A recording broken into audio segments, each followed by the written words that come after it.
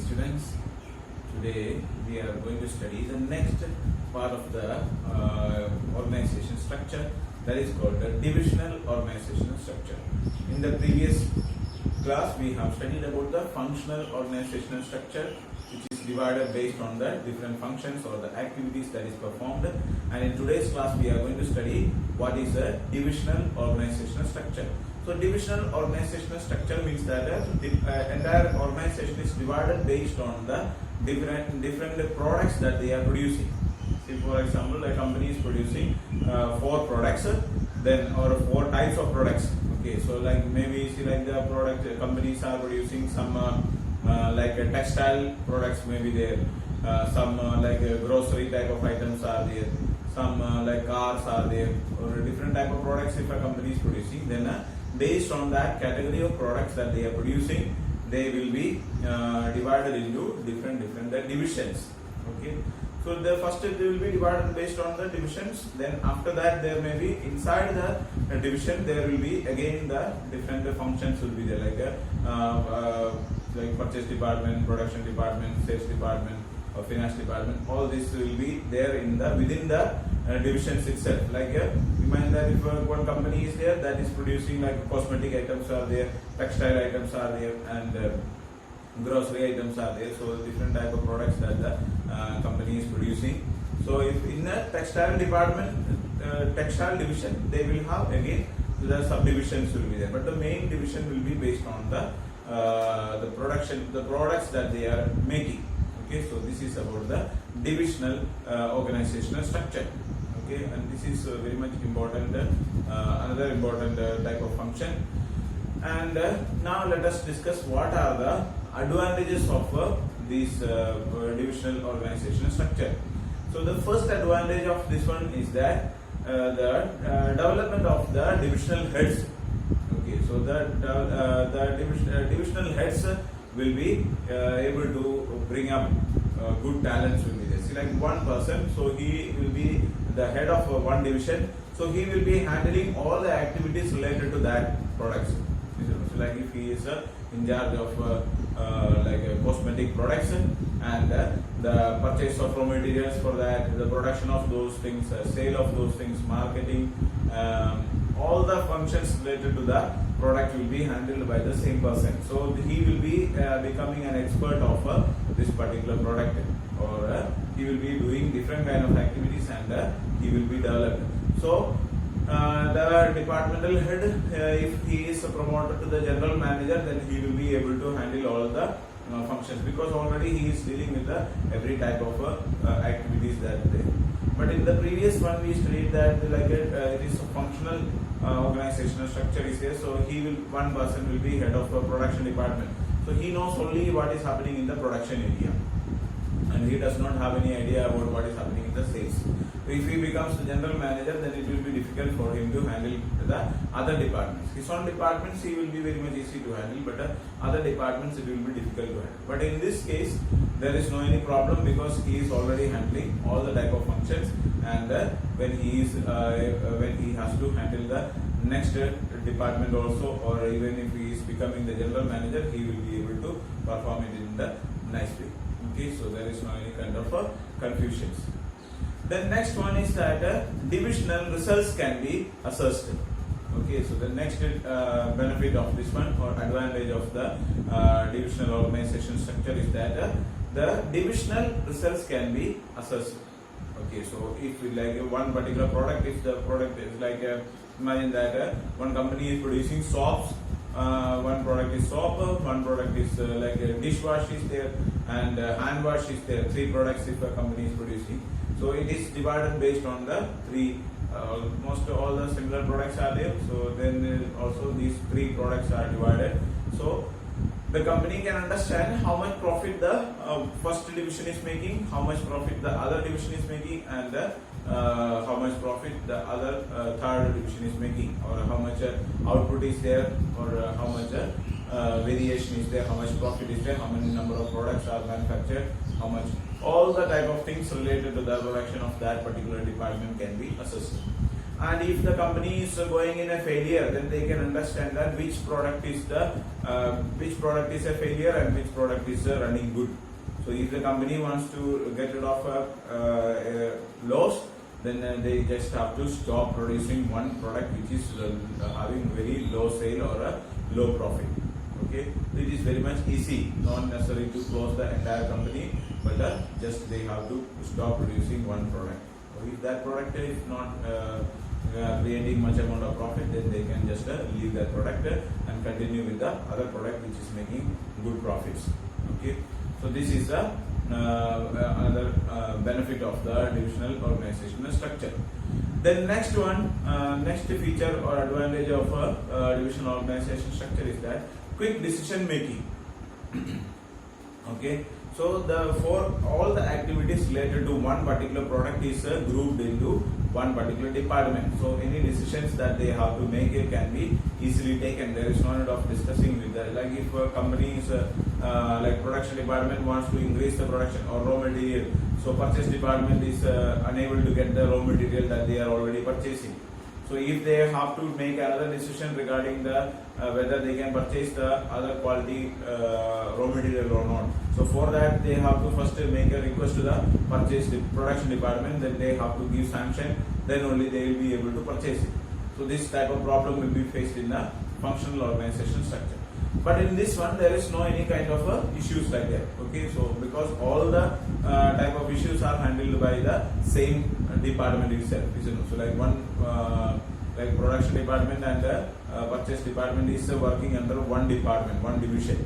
So decision making, if they have any problem, then they can directly discuss with the other member and other sub manager, and they get started. The decision making can be done very much easily. So very fast decision making is possible. Okay.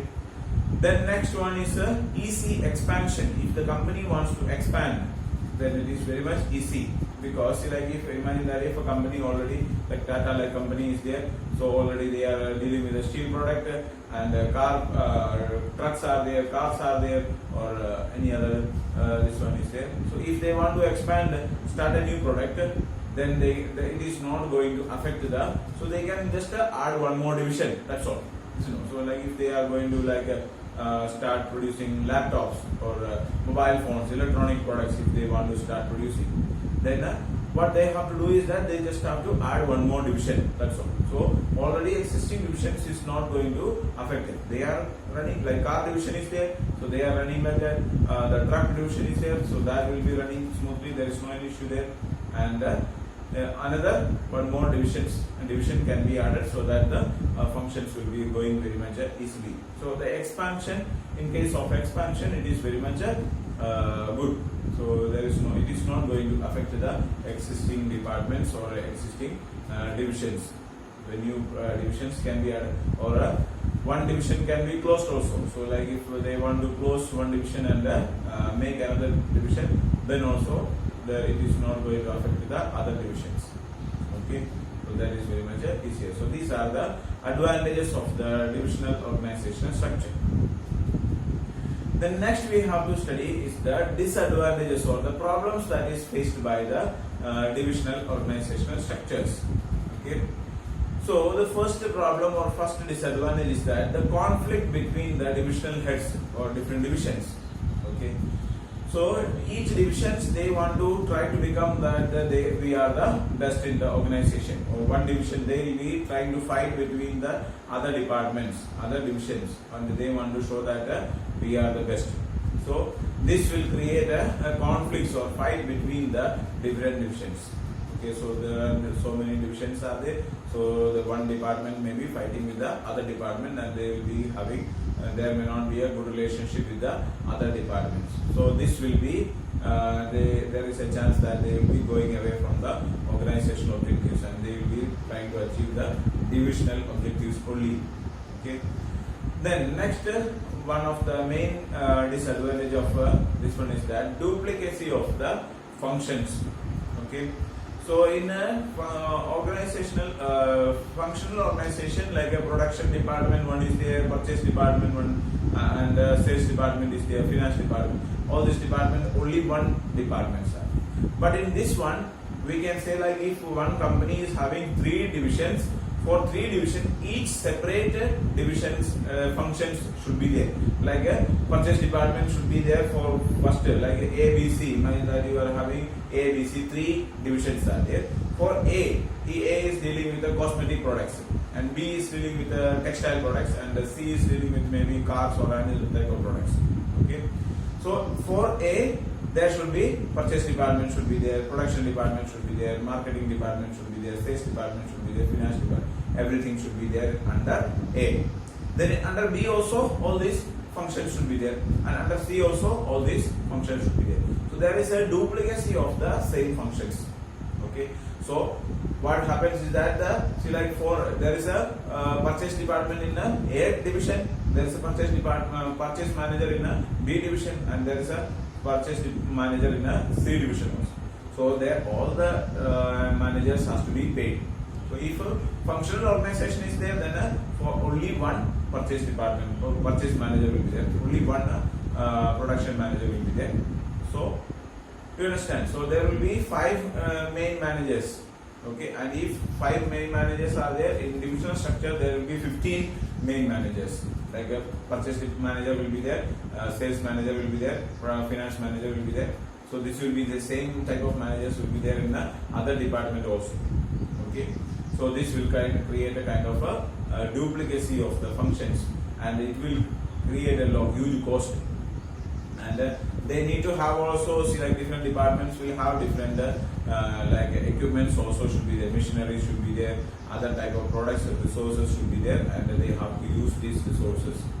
See, like if, for example, if their purchase department is having one truck and they are bringing raw materials from one place, so the purchase department of A division wants to bring products from one place, and then another department may also wants to bring, so then there is another truck is required.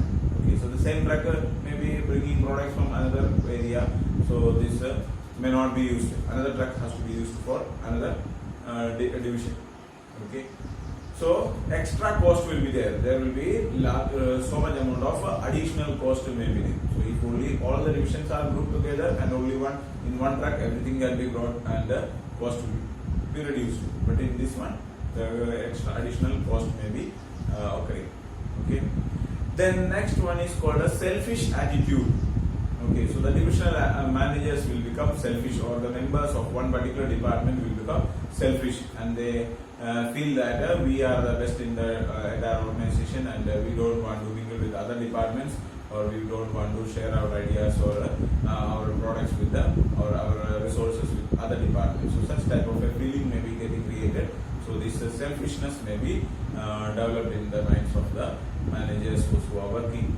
So this is another important disadvantage of the divisional organizational structure. Now we will study the next topic that we have to study is the suitability of the divisional organizational structure.